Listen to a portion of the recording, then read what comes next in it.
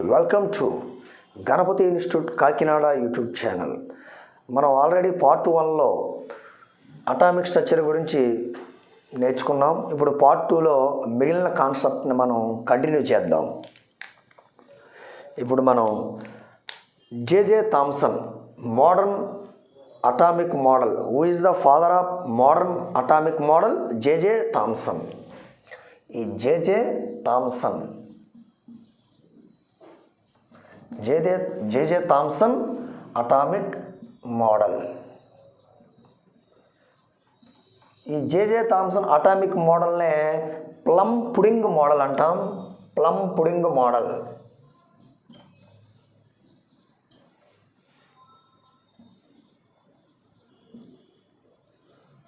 అదేవిధంగా watermelon model అంటాం. Watermelon model.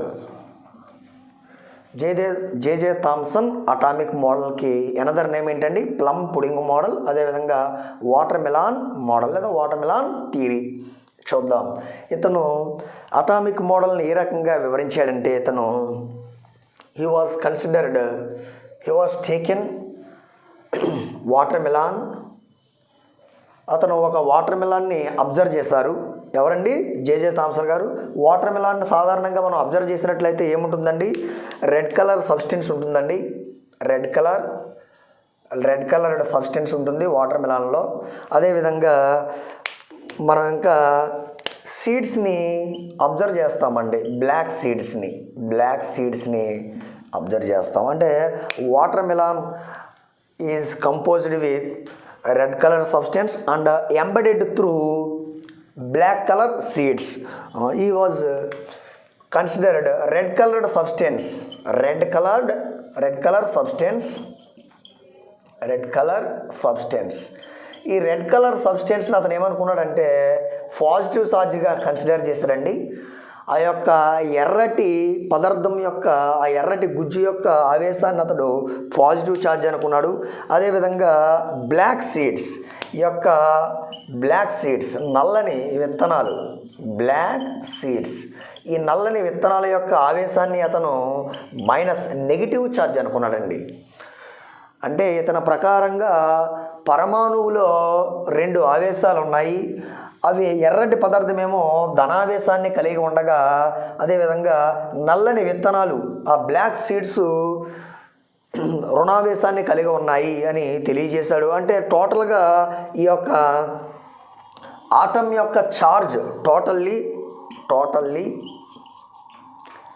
The charge of the atom, charge of the atom is 0. అంటే ఇతని పరంగా according to JJ Thomson the charge of the atom is 0. కానీ మనం already నేర్చుకున్నాం, మనకి ఆటంలో ఉన్న ఎలక్ట్రాన్ యొక్క ఛార్జు నెగిటివ్ ఛార్జు, ప్రోటాన్ యొక్క ఛార్జు పాజిటివ్ ఛార్జు, న్యూట్రాన్ యొక్క ఛార్జు 0.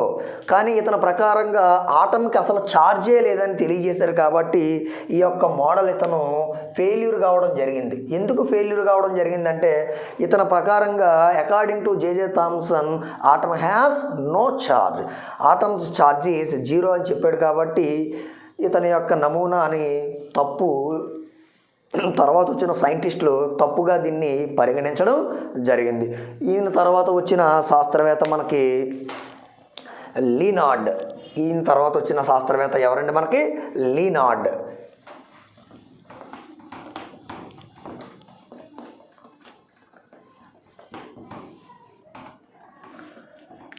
లీనార్డ్స్ atomic model. రెండవదిగా మనకి ఎవరండి? లీనార్డ్స్ అటామిక్ మోడల్.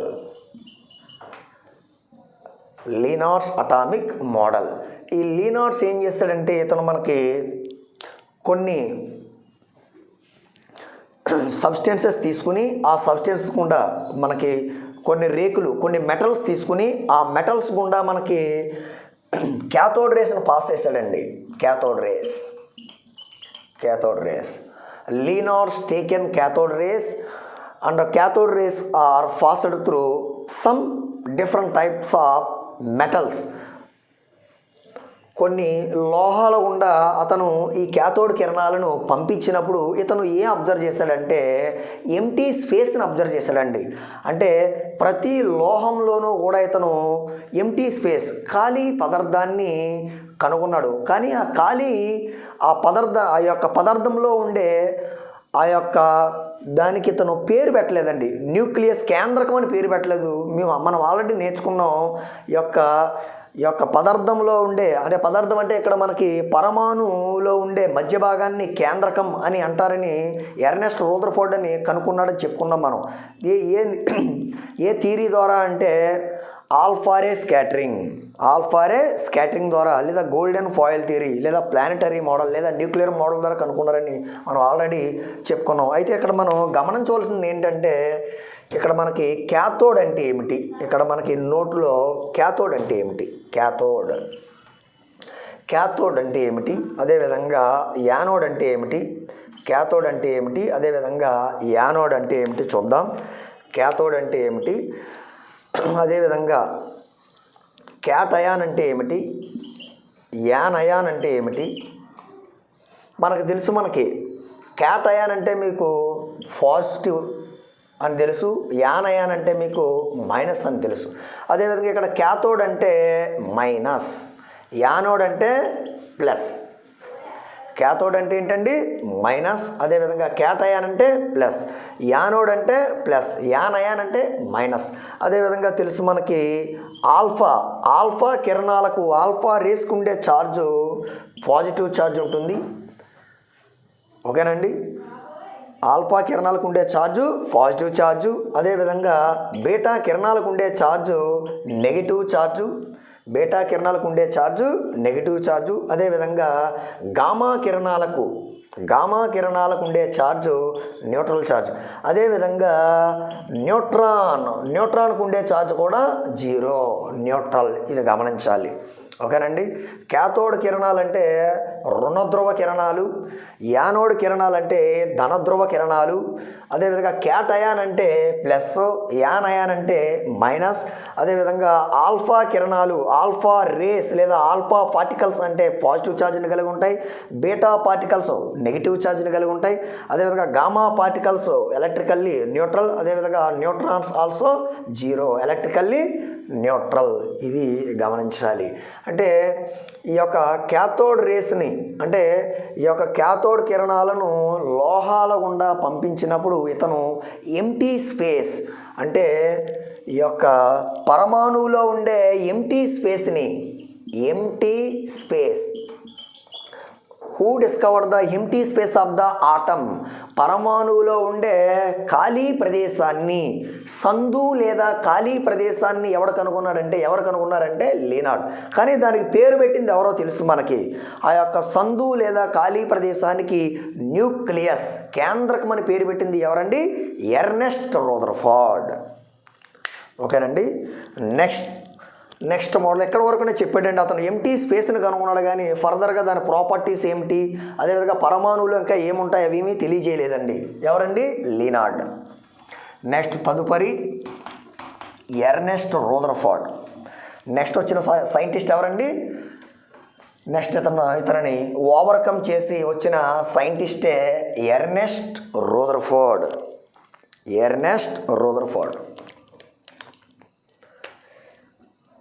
థర్డ్ సైంటిస్ట్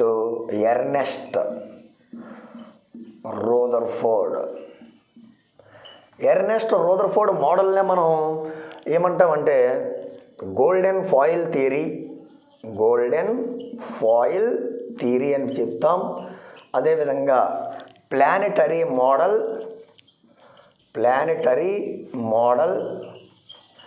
అదేవిధంగా న్యూక్లియర్ మోడల్, ఆల్ఫారే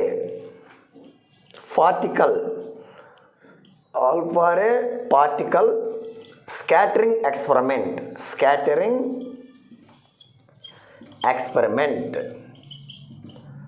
అని తెలియజేస్తాం. అంటే బంగారు రేకు ప్రయోగమని, అదేవిధంగా గ్రహమండల నమూనా అని, అదేవిధంగా కేంద్రక నమూనా అని, ఆల్ఫా కణ పరిక్షేపణ అని తెలియజేస్తాం. ఎందుకు అలా అన్నాము అనేది మనం గమనించవచ్చు. జస్ట్ మనం చిన్న డయాగ్రమాటిక్ రిప్రజెంటేషన్లో మనం దాన్ని గమనిద్దాం. ఎర్నెస్ట్ రూదర్ఫోర్డ్ యొక్క మోడల్ ఏమంటామండి? Golden foil theory, planetary model, అదేవిధంగా న్యూక్లియర్ మోడల్, అదేవిధంగా alpha ray scattering, alpha ray particle scattering experiment అని తెలియజేస్తాం. ఎందుకు అందామో చూద్దాం మనం. చూడండి, మనకి అతి పలుచని లోహం ఏంటంటే బంగారం అండి. బంగారాన్ని ఎందుకంటే అతి పలుచని రేకులుగా gold is beaten into thin sheets or thin foils.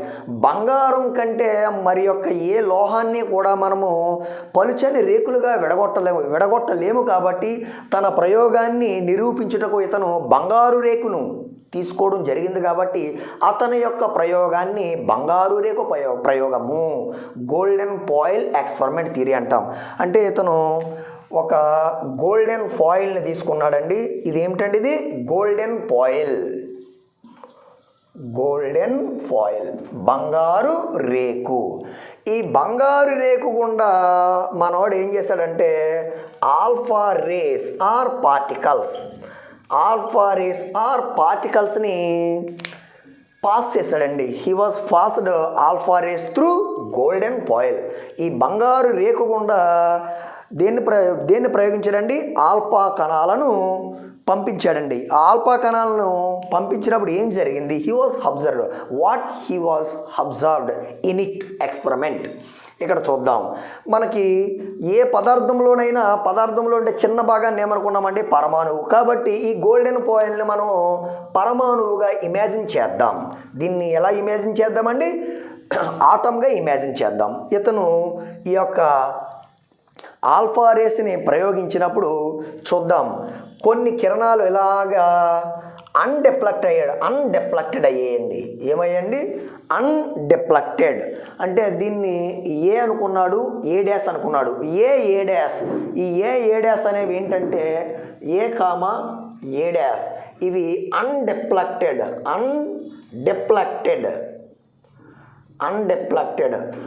అంటే అపవర్తనం చెందకుండా స్ట్రైట్గా వెళ్ళిపోయాయండి. ఏ డాష్ ఏం జరిగిందంటే అపవర్తనం చెందకుండా తిన్నగా స్ట్రైట్గా పోవడం జరిగిందండి. అదేవిధంగా నెక్స్ట్ బి డాష్. ఇది బి, అదేవిధంగా ఇది బి డాష్ అండి. B dash. ఈ యొక్క బి డాష్ అనే ఆల్ఫా కిరణాలు లెస్ దాన్ 180 డిగ్రీస్తో డిఫ్లెక్టెడ్.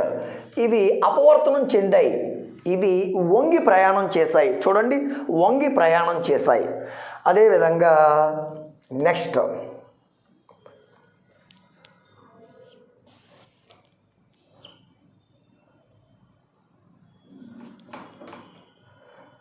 ఇది సి, అదేవిధంగా సి డాష్. సి డాష్ కూడా డిఫ్లెక్టెడ్. సి డాష్ కూడా ఏంటంటే అవి డిఫ్లెక్టెడ్ విత్ 90 డిగ్రీస్. 90 డిగ్రీల కోణంతో వంగి వెనక్కి వచ్చేయండి. కొద్దిగా వంగి వెనక్కి రావడం జరిగింది. అదేవిధంగా స్ట్రైట్గా ఇది డి మరియు డి డాష్. ఇక్కడ డి మరియు డి డాష్ ఇవి సెంట్ బ్యాక్. ఇక్కడ D comma D dash sent back. ఇలా పంపించినవి ఏమయ్యాయి అంటే ఇవి సెంట్ బ్యాక్ లేదా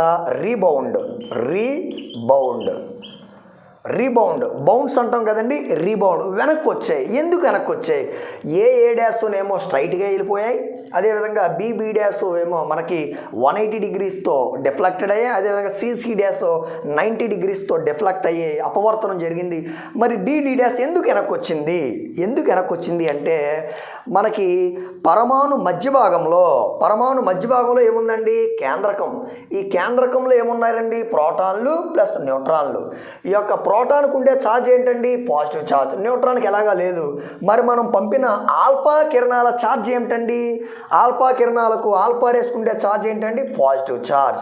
చూడండి, పాజిటివ్ ఛార్జ్ని అట్రాక్ట్ చేస్తుందండి, రిపల్ చేస్తుందండి? రిపల్. ఎందుకంటే తెలుసు మీకు, like poles are repel to each other, unlike poles are attract to each other. సజాతి ధ్రువాలు వికర్షించుకుంటాయి, విజాతి ధ్రువాలు ఆకర్షించుకుంటాయి. కాబట్టి ఇక్కడ మనకి ఎక్కడ పాజిటివ్ ఛార్జే ఉంది. మనం పంపిన ఆల్ఫా రేస్ పార్టికల్స్ కూడా పాజిటివ్ ఛార్జే కాబట్టి సెంట్ బ్యాక్ అయిందండి. ఆ యొక్క కిరణాలు వెనక్కి రావడం జరిగింది. అంటే ఇతను ఇమాజిన్ చేశాడు, ఎస్ నేను పంపిన కిరణాలు ఆల్ఫా పార్టికల్స్ కాబట్టి ఈ యొక్క పరమాణువులో ఏదో పాజిటివ్ ఛార్జ్ ఉంది. ఆ పాజిటివ్ ఛార్జ్ ఆల్రెడీ మనకి లీనార్డ్ కనుగొన్నాడు. కాబట్టి దానికి మనోడు ఏమని పేరు పెట్టాడండి? న్యూక్లియస్. న్యూక్లియస్ అని రూదర్ఫోర్డ్ ఏ ప్రయోగం ద్వారా కనుగొన్నాడండి? బంగారు రేకు ప్రయోగం, లేదా గోల్డెన్ ఫాయిల్ థియరీ, లేదా ఆల్ఫా కణ పరిక్షేపణ. అంటే 2 పాయింట్లు అయ్యాయి. ఆల్రెడీ మనం చెప్పిన దానిలో అతను ఎర్నెస్ట్ రూదర్ఫోర్డ్ మోడల్ ఏమంటామో, మరి మిగిలిన గ్రహమండల నమూనా అని ఎందుకంటారు, కేంద్రక నమూనా అని ఎందుకంటారో అవి కూడా మనం అర్థం చేసుకోవడానికి ప్రయత్నిద్దాం.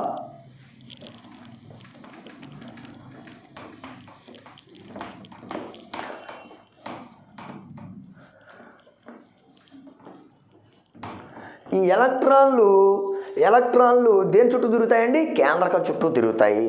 Electrons are revolve around the nucleus like planet revolve around the sun. చూడండి, ఎలక్ట్రాన్లు కేంద్రకం చుట్టూ తిరుగుతాయి. అదేవిధంగా మనకు తెలుసు, మనకి గ్రహాలు ఎవరి చుట్టూ తిరుగుతూ ఉంటాయండి? సూర్యుని చుట్టూ. కాబట్టి గ్రహాలు సూర్యుని చుట్టూ ఏ రకంగా తిరుగుతాయో ఎలక్ట్రాన్లు కేంద్రకం చుట్టూ తిరుగుతాయి. కాబట్టి అతని యొక్క మోడల్ ఏమన్నారంటే ప్లానెటరీ మోడల్. మరి న్యూక్లియర్ మోడల్ అనే ఎందుకు అన్నారు? ఎందుకంటే ఎలక్ట్రాన్లు దేని చుట్టూ తిరుగుతున్నాయండి? న్యూక్లియస్. కాబట్టి న్యూక్లియర్ మోడల్. అర్థమైందమ్మా? అక్కడ మనకి ప్లానెటరీ మోడల్ అని ఎందుకన్నామో తెలిసింది. న్యూక్లియర్ మోడల్, ఎలక్ట్రాన్లు దేని చుట్టూ తిరుగుతున్నాయి? కేంద్రకం చుట్టూ తిరుగుతున్నాయి కాబట్టి న్యూక్లియర్ మోడల్. అదేవిధంగా మనకి గ్రహాలు దేని చుట్టూ తిరుగుతాయి? సూర్యుని చుట్టూ. సూర్యుడు ఎవరు? నక్షత్రం. ఆ నక్షత్రం చుట్టూ తిరుగుతాయి మనకి ప్లానెట్స్. కాబట్టి planets revolve around the sun like electrons revolve around the nucleus. Because Ernest Rutherford model is nuclear model or planetary model. అయితే ఇతను కేంద్రకం చుట్టూ, ఇదేంటంటే కేంద్రకం, న్యూక్లియస్. కేంద్రకం చుట్టూ ఎవరు తిరుగుతున్నారండి? ఎలక్ట్రాన్స్. ఈ ఎలక్ట్రాన్స్ తిరుగుతున్నప్పుడు he was observed 2 types of forces. ఇతను 2 రకాల శక్తులను, 2 రకాల బలాలను గమనించాడు. ఫోర్స్ అంటే బలం. ఇతను మనకి 2 రకాల ఫోర్సుల్ని గమనించాడు. ఒక ఫోర్స్ ఏం చేస్తుందంటే వన్ ఫోర్స్ ఫుల్స్ ద ఒక బలం కేంద్రకానికి లోపల వైపుగా పనిచేయను. Towards the nucleus is one force that is centripetal force. కేంద్రకం వైపు ఇలా లోపల వైపు పనిచేసే బలాన్ని ఏమని తెలియజేస్తాడంటే సెంట్రిపెటల్ ఫోర్స్. కేంద్రకం వైపు పనిచేసే బలాన్ని సెంట్రిపెటల్ ఫోర్స్ అని, అదేవిధంగా కేంద్రకానికి ఇలా బయట వైపు పనిచేసే బలాన్ని, కేంద్రకానికి బయట వైపు పనిచేసే బలాన్ని తను సెంట్రిఫ్యూగల్ ఫోర్స్. దీనిని అభికేంద్ర బలం అంటాం, దీనిని అపకేంద్ర బలం. These 2 forces are equal and opposite direction. ఇదేమో ఇన్సైడ్ ఆఫ్ ద న్యూక్లియస్ పనిచేస్తే, ఇది towards outside of the nucleus. ఒక బలం ఏంటంటే మనకి కేంద్రకం వైపు ఎలక్ట్రాన్ని అట్రాక్ట్ చేయగా, ఇంకొక బలం కేంద్రకానికి బయట వైపు లాగుతుంది, దట్ ఈజ్ సెంట్రిఫ్యూగల్ ఫోర్స్, అపకేంద్ర బలం. ఈ 2 బలాలు సమానము మరియు దిశలో డైరెక్షనల్లీ ఆపోజిట్ డైరెక్షన్. ఓకేనండి. కాబట్టి ఇలా అబ్జర్వ్ చేశాడు. అయితే ఇక్కడ వరకు బాగానే ఉంది, అంటే సక్సెస్ఫుల్గా పరమాణువుకు సంబంధించి ఇక్కడ వరకు బాగానే చెప్పాడు. మరి ఇతను ఎక్కడ ఫెయిల్యూర్ అయ్యాడు, డీమెరిట్స్ ఏంటి, what are the demerits of Ernest Rutherford golden foil theory. మరి ఇతను ఎందుకు ఫెయిల్యూర్ అయ్యాడు, ఇతని యొక్క మోడల్ ఎందుకు ఫెయిల్యూర్ అయ్యాడంటే చూడండి, ఎలక్ట్రాన్లు మనకి దేని చుట్టూ తిరుగుతున్నాయండి, ఎలక్ట్రాన్లు కంటిన్యూస్గా మనకి కేంద్రక చుట్టూ తిరుగుతున్నాయి. Electrons are continuously revolve around the nucleus. మరి ఇలా తిరుగుతున్నప్పుడు ఏం జరగాలండి, ఎనర్జీని లాస్ అయ్యి అల్టిమేట్గా ఇవి కేంద్రకంలో ఈ electrons are fall into nucleus and finally collapse the nucleus and finally it also total atom is collapsed. టోటల్గా మనకి ఏం జరగాలండి, మొత్తంగా పరమాణువు నశించిపోవాలి, ఎందుకంటే శక్తి అయిపోయింది, శక్తి అయిపోయిన తర్వాత కేంద్రకంలో పడిపోవాలి. ఉదాహరణకి మీరు 5 కిలోమీటర్లు పరిగెట్టాలనుకోండి అబ్బాయి, 5 కిలోమీటర్లు పరిగెట్టవలసిన మిమ్మల్ని 10 కిలోమీటర్లు పరిగెట్టమంటే మీరు ఏం చేస్తారు, కాళ్ళు తేలిపోయి పడిపోతారు. అలాగే ఎలక్ట్రాను గిరామని తిరుగుతున్నప్పుడు కేంద్రకం చుట్టూ దాని యొక్క శక్తి అంతా అయిపోయి కేంద్రకంలో పడి కేంద్రకం నశించిపోవాలి, అదేవిధంగా పరమాణువు కూడా నశించిపోవాలి. కానీ అలా జరగట్లేదు. అలా జరగట్లేదు రదర్ఫోర్డ్ అంటే సారీ ఐ డోంట్ నో అంటాడు, నాకు ఎక్కడ వరకే తెలుసు, ఇక నాకు తెలియదు అంటాడు. అంటే according to classical laws of physics continuously revolve around the electron continuously revolve around the nucleus, then it finally fall into nucleus and collapsed the atom, but it is not observed by the Ernest Rutherford. ఇది ఇతను గమనించలేకపోయాడు, అదొక demerit.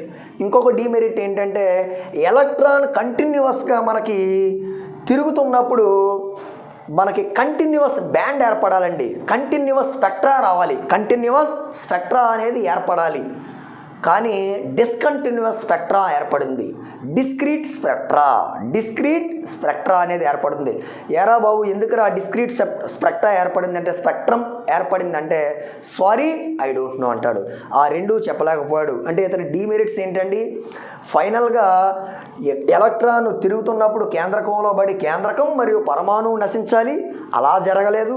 అదేవిధంగా electron తిరుగుతున్నప్పుడు, ఉదాహరణకు మీరు మీ గార్డెన్లో 10 సార్లు తిరుగుతున్నప్పుడు ఆ గడ్డి అంతా అనగత్రొక్కబడి ఒక త్రోవ, ఒక దారి ఏర్పడాలి. అలాగే ఇలా దారి ఏర్పడాలి, అలా ఎందుకు ఏర్పడలేదురా బాబు అంటే సారీ ఐ డోంట్ నో అంటాడు. తర్వాత ఇతనిని సవరిస్తూ ఇంకొక సైంటిస్ట్ రావడం జరుగుతుంది. 4th వన్గా అతనే మ్యాక్స్ ప్లాంక్ క్వాంటమ్ థియరీ. తదుపరి ఏంటంటే అది మనకి మ్యాక్స్ ప్లాంక్ క్వాంటమ్ థియరీ చూద్దాం.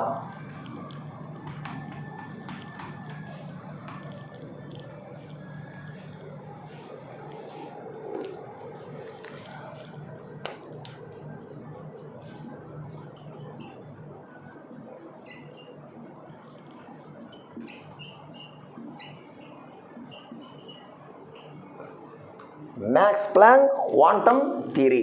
ఈ మ్యాక్స్ ప్లాంక్ క్వాంటమ్ థియరీ ఏం తెలియజేస్తుందంటే మనకి విద్యుదయస్కాంత వికిరణ శక్తి దాని పౌనపున్యానికి అనులోమానుపాతంలో ఉంటుంది. విద్యుదయస్కాంత వికిరణ శక్తి, the electromagnetic radiation is directly proportional to its frequency. విద్యుదయస్కాంత వికిరణ శక్తి దాని పౌనపున్యానికి అనులోమానుపాతంలో ఉంటుంది. అంటే అతను ఏం తెలియజేస్తాడంటే ఈజ్ ఈక్వల్ టు న్యూ అని తెలియజేస్తాడండి, ఈజ్ ఈక్వల్ టు న్యూ. అయితే ఈ ప్రపోర్షనల్ న్యూ అని తెలియజేస్తాడు. దీన్ని కాన్స్టెంట్ పెట్టుకుని is equal to H new. మరి హెచ్ అంటే ఏమిటి, హెచ్ అంటే ప్లాంక్స్ కాన్స్టెంట్. హెచ్ అంటే ఏంటండి, planks constant. H is equal to planks constant. H అంటే ఏంటండి, ప్లాంక్స్ కాన్స్టెంట్. ఈ ప్లాంక్స్ కాన్స్టెంట్ వాల్యూ అడుగుతూ ఉంటాడండి మీకు చాలా సందర్భాల్లోనూ. అది 6.6256 ఇంటూ 10⁻⁻27 ఎర్గ్ సెకండ్. అదేవిధంగా 6.6256 ఇంటూ 10⁻⁻34 జౌల్ సెకండ్. ఇది చాలా ఇంపార్టెంట్ అండి. అదేవిధంగా he was also calculated the radiation of the black body. నల్లని వస్తువు, కృష్ణ వస్తువు యొక్క శక్తిని ఎవరు కనుగొన్నారంటే మన మ్యాక్స్ ప్లాంక్ కనుగొన్నారండి.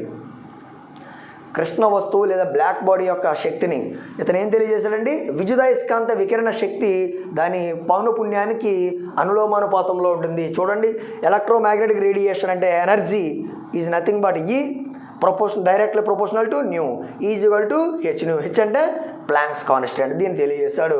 ఇంతటితో ఇతను లైఫ్ స్పాన్ అయిపోయింది కాబట్టి ఇతను మరణించాడు. ఇతను తరువాత తదుపరి వచ్చిన శాస్త్రవేత్త నీల్స్ బోర్. నీల్స్ బోర్ సిద్ధాంతం చూద్దాం మనం. Niels Bohr theory.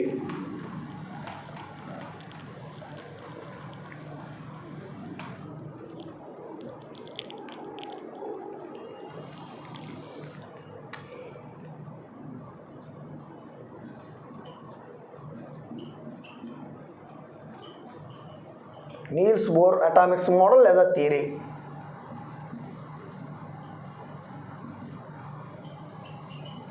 Niels Bohr atomic model.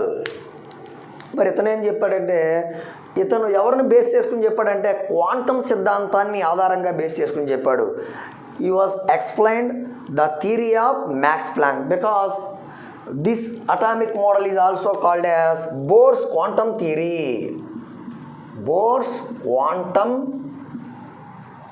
Theory, Bohr quantums theory అని తెలియజేస్తాం. ఇతను మనకి ఏం చెప్పాడంటే, ఇతను కూడా మనకి ఏం తెలియజేస్తాడంటే electrons are revolve around the nucleus. అయితే ఈ ఎలక్ట్రాన్స్ ఎలా తిరుగుతాయంటే వృత్తాకారంగా తిరుగుతాయి. ఎలక్ట్రాన్లు ఎలా తిరుగుతాయండి, వృత్తాకారంగా. అంటే వృత్తాకార కక్షలను ప్రవేశపెట్టినవాడు. ఓకేనండి. స్పెరికల్ పాత్స్ని కనుగొన్నవాడు ఎవరంటే ఇక్కడ మనకి వృత్తాకార కక్షలను కనుగొన్నవాడు స్పెరికల్ పాత్స్ని కనుగొన్నవాడు ఎవరంటే మనకి బోర్. స్పెరికల్ పాత్స్ వృత్తాకార కక్షలను కనుగొన్నవాడు ఎవరండి, నీల్స్ బోర్.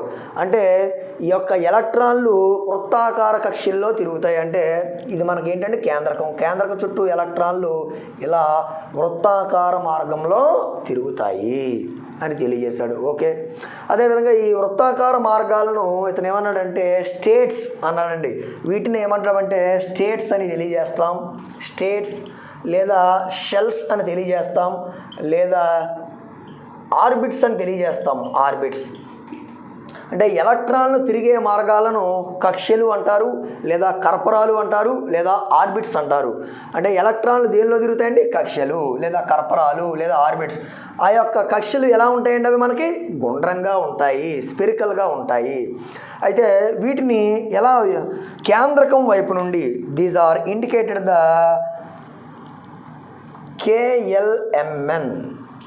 కేఎల్ఎంఎన్ఓలతో కానీ, ఈ యొక్క స్టేట్స్ని కేఎల్ఎంఎన్ఓలతో కానీ, లేదా 1 2 3 4 5 అండ్ సో ఆన్తో కానీ, లేదా E1 E2 E3 E4 and so ఆన్లతో కానీ చూపించడం జరుగుతుందండి. These are indicated to the K L M N O or 1 2 3 4 or E1 E2 అంటే energy level 1, energy level 2, energy level 3, energy level 4లతో ఇలా సూచించడం జరుగుతుందండి. అదేవిధంగా మనకి ఇతను ఇంకా ఏం గమనిస్తాడంటే మనకి కేంద్రకానికి దగ్గరగా ఉండే కక్షకు శక్తి ఎక్కువ ఉంటుందా తక్కువ ఉంటుందా, అదేవిధంగా కేంద్రకానికి దూరంగా ఉండే కక్షకు ఎక్కువ ఉంటుందా తక్కువ ఉంటుందా కూడా తెలియజేస్తాడు. ఇతను ఏం తెలియజేస్తాడంటే కేంద్రకానికి దగ్గరగా ఉండే కక్షకు శక్తి తక్కువ, అదేవిధంగా కేంద్రకానికి దూరంగా ఉండే కక్షకు శక్తి ఎక్కువ. అంటే దాన్ని బట్టి మనకి ఏమర్థమవుతుందంటే ఉదాహరణకి E2 minus E1 is equal to H new. అంటే అక్కడ ఆల్రెడీ తెలుసు మనకి ఇదేంటంటే టోటల్ ఎనర్జీ. ఇది మామూలుగా మనకి ఏంటంటే ఇది టోటల్ ఎనర్జీ ఈ ఉంది కదండి. ఈ ఏమైందండి E2 మైనస్ E1. అంటే మనకి దేన్ని ఆధారంగా చేసుకుని చెప్పాడన్నా మనకి దేన్ని ఆధారంగా చేసుకుని చెప్పామండి మ్యాక్స్ ప్లాంక్ ఏం చెప్పాడు, is equal to H new అన్నాడు. కాబట్టి ఇక్కడ E2 మైనస్ E1 అంటే ఈకి సమానం కాబట్టి E2 minus E1 H new. Already H new అంటే తెలుసు మనకి. ఈ అంటే టోటల్ ఎనర్జీ, E2 అంటే సెకండ్ ఎనర్జీ లెవెల్, E1 అంటే ఫస్ట్ ఎనర్జీ లెవెల్. ఇది మనకి గుర్తుపెట్టుకోవాలండి, ఇది ఒకటి. అదేవిధంగా తిరుగుతున్న ఎలక్ట్రాన్ యొక్క కోణీయ ద్రవ్యవేగం క్వాంటీకరణం చేయబడింది. The angular momentum of the electron is quantized. దాన్ని కూడా మనకేం చెప్తాడంటే MVR is equal to NH/25. MVR is equal to NH/25 అని కూడా మనకి తెలియజేస్తారండి. ఎవరండి? ఈ రెండు చాలా ఇంపార్టెంట్ అండి. Niels Bohr. MVR is equal to NH/25. M అంటే mass of the electron, V అంటే వెలాసిటీ ఆఫ్ ద ఎలక్ట్రాన్, అదేవిధంగా R అంటే circular path of the radius, N అంటే తెలుసు మీకు ఇంటిజర్ అంటే 1 2 3 4 5 అండ్ సో ఆన్, అదేవిధంగా H అంటే మ్యాక్స్ ప్లాంక్ కాన్స్టెంట్, అదేవిధంగా N అంటే ఇక్కడ ప్రిన్సిపల్ క్వాంటమ్ నెంబర్ ఆల్సో, ప్రధాన క్వాంటమ్ సంఖ్య. ప్రధాన క్వాంటమ్ సంఖ్యను ఎవరు కనుగొన్నారండి? Niels Bohr. ప్రధాన క్వాంటమ్ సంఖ్యను కూడా కనుగొన్నది నీల్స్ బోర్ అండి, మనం గమనించాలి. ఓకేనండి, ఇవి రెండు కూడా చక్కగా ఎక్స్ప్లెయిన్ చేయడం జరిగింది. అదేవిధంగా ఇంకొక మాట, ఇతను ఇంకొక చక్కటి మాటను మనకి తెలియజేశాడండి తన యొక్క మోడల్ ద్వారా.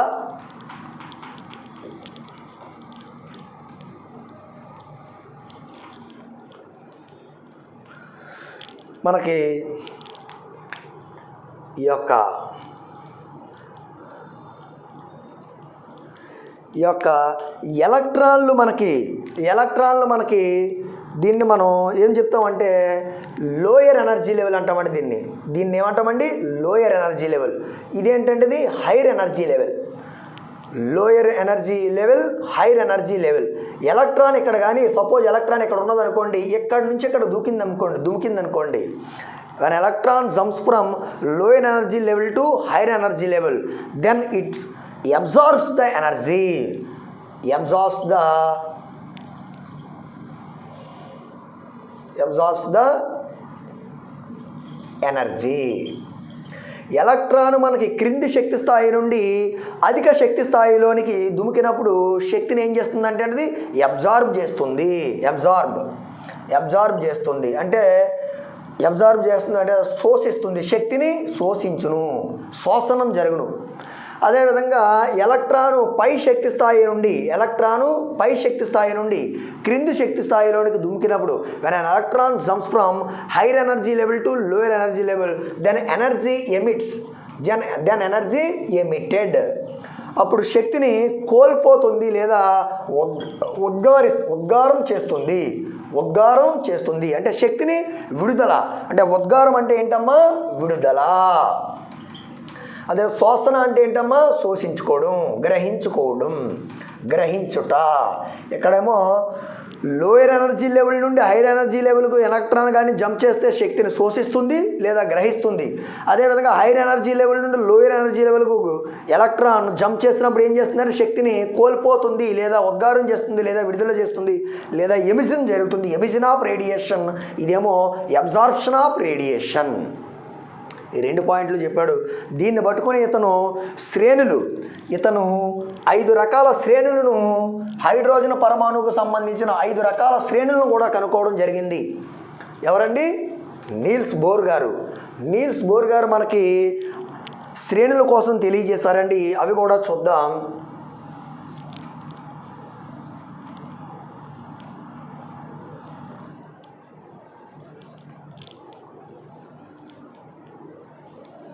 చూడండి, ఇదేం లేదండి, ఇది హైడ్రోజన్ వర్ణపటం అండి. Spectrum of the hydrogen atom చూద్దాం. When an electron jumps from, ఇదేమో n = 1, n = 2, n = 3, n = 4, n = 5, n = 6, n = 7. When an electron jumps from any higher orbit to first orbit, when an electron jumps from, ఇవి energy levels అండి. ఇవి ఏమిటమ్మా? Energy levels. when an electron jumps from any higher orbit to first orbit, electron ఏదైనా పై శక్తి స్థాయి నుండి 1వ శక్తి స్థాయిలోనికి దూకినప్పుడు దీన్ని Lyman series అంటారండి. లైమన్ శ్రేణి. ఈ యొక్క ప్రాంతాన్ని యువి రీజియన్ అంటారు. ఈ యొక్క ప్రాంతాన్ని ఏమంటామండి? యువి రీజియన్, అతినీల లోహిత ప్రాంతం. అంటే లైమన్ శ్రేణి ఏ ప్రాంతంలో ఏర్పడుతుందండి? యువి ప్రాంతంలో ఏర్పడుతుంది. అదేవిధంగా when an electron jumps from any higher orbit to second orbit, when an electron jumps from any higher orbit to second orbit, electron ఏదైనా పై శక్తి స్థాయి నుండి రెండవ శక్తి స్థాయిలోనికి దూముకినప్పుడు ఏం జరుగుతుందంటే ఈ యొక్క శ్రేణి ఏ శ్రేణి అంటే బామర్ శ్రేణి. బామర్ సిరీస్, బామర్ శ్రేణి, బామర్ సిరీస్లోకి దుముకుతుంది. ఈ యొక్క ప్రాంతం విజిబుల్ రీజియన్, విజిబుల్ రీజియన్, ఈ యొక్క ప్రాంతాన్ని విజిబుల్ రీజియన్, దృగ్గోచర ప్రాంతం. బామర్ శ్రేణి ఏ ప్రాంతంలో ఏర్పడుతుందండి? దృగ్గోచర ప్రాంతంలో ఏర్పడుతుంది.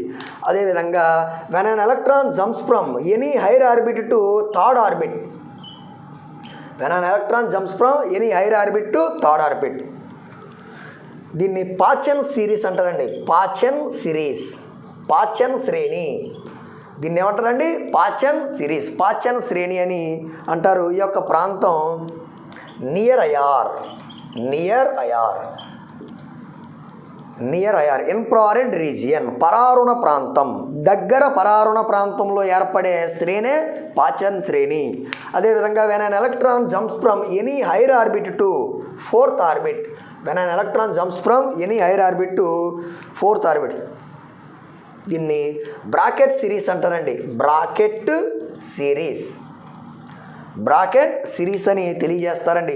ఈ బ్రాకెట్ సిరీసు మిడిల్ అయార్లో ఏర్పడును. Middle I R, middle I R, middle I R, మధ్య పరారుణ ప్రాంతంలో ఏర్పడును. అదేవిధంగా చివరిగా మనకి మిగిలిన శ్రేణి when an electron jumps from any higher orbit to fifth orbit, దీన్ని పుండ్ సిరీస్ అంటారండి. పుండ్, పుండ్ సిరీస్, ఇది ఫార్ అయార్ అండి. ఇది ఏమయ్యారండి? ఇది ఫార్ అయార్, ఫార్ అయార్. చూడండి, ఈ యొక్క 5 శ్రేణులను కూడా నీల్స్ బోర్ వివరించాడు. ఇది హైడ్రోజన్ పరమాణువుకు సంబంధించి చక్కగా హైడ్రోజన్ వర్ణపటం, hydrogen spectrum of the hydrogen ఆటమ్ని చక్కగా వివరించారు. ఏదైనా మనకి హైర్ ఎనర్జీ ఆర్బిటల్లో నుంచి ఫస్ట్ ఎనర్జీ లెవెల్లోకి ఎలక్ట్రాన్ జంప్ చేస్తే ఏం శ్రేణి? లైమన్ శ్రేణి. అదేవిధంగా హైర్ ఆర్బిటాల్లో నుంచి సెకండ్ ఆర్బిట్లోకి వస్తే బామర్ శ్రేణి. అదేవిధంగా హైర్ ఆర్బిట్లో నుంచి థర్డ్కి వస్తే పాచెన్ శ్రేణి. అదేవిధంగా హైర్ ఎనర్జీ లెవెల్ నుండి ఫోర్త్ ఎనర్జీ లెవెల్కి వస్తే బ్రాకెట్ సిరీస్. అదేవిధంగా హైర్ ఎనర్జీ లెవెల్ నుంచి ఫిఫ్త్ ఎనర్జీ లెవెల్లోకి ఎలక్ట్రాన్ కానీ జంప్ చేసినట్లయితే అది ఫుండ్ సిరీస్ ఇలా ఏర్పడుతుందని. అదేవిధంగా లైమన్ సిరీస్ ఏ ప్రాంతం అండి? UV region. అదేవిధంగా బామర్ సిరీస్ విజిబుల్ రీజియన్. అదేవిధంగా మనకి పాచెన్ అయితే నియర్ అయార్, బ్రాకెట్ అయితే మిడిల్ అయార్, అదేవిధంగా ఫుండ్ సిరీస్ అయితే ఫార్ అయార్లో ఏర్పడుతుందని సక్సెస్ఫుల్గా హైడ్రోజన్ వర్ణపటాన్ని వివరించడం జరిగింది.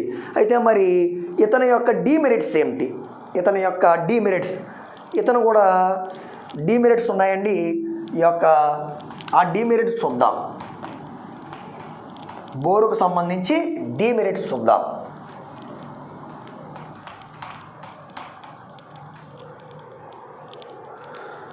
ఆ డీమెరిట్స్ ఏమిటంటే ఇతను Bohr's model could not explain the formation of chemical bonds, Bohr నమూనా రసాయన బంధాల ఏర్పాటును వివరించలేకపోయింది. అంటే why atoms or elements are forms chemical bonds, ఈ యొక్క పరమాణువులు ఎందుకు సంయోగం చెంది రసాయన బంధాన్ని ఏర్పాటు చేస్తున్నాయంటే తెలియజేయలేకపోయాడు. Bohr's could not explain formation of the chemical bonds of the atoms, చెప్పలేకపోయాడు. అదేవిధంగా Bohr's model only satisfy the hydrogen atom, అంటే హైడ్రోజన్లో ఉన్న ఒకే ఒక ఎలక్ట్రాన్ ఉన్నది కాబట్టి దాని యొక్క స్పెక్ట్రం ఈజీగా సింపుల్గా ఉన్నది కాబట్టి ఎక్స్ప్లెయిన్ చేశాడు. మరి అంటే bores model only applicable to hydrogen atoms only. అదేవిధంగా బోర్స్ మోడల్ హీలియం పరమాణువును కానీ, లిథియం పరమాణువుల యొక్క స్పెక్ట్రమ్ను కానీ, బెరీలియం కానీ, బోరాన్ కానీ ఇలా మనకి అంటే మోర్ దెన్ వన్ ఆటమ్ ఉండే వాటిని, మోర్ దెన్ 1 ఎలక్ట్రాన్ ఉండే ఆటమ్స్ కానీ ఆటమ్స్ యొక్క స్పెక్ట్రమ్లను వివరించలేకపోయిందండి.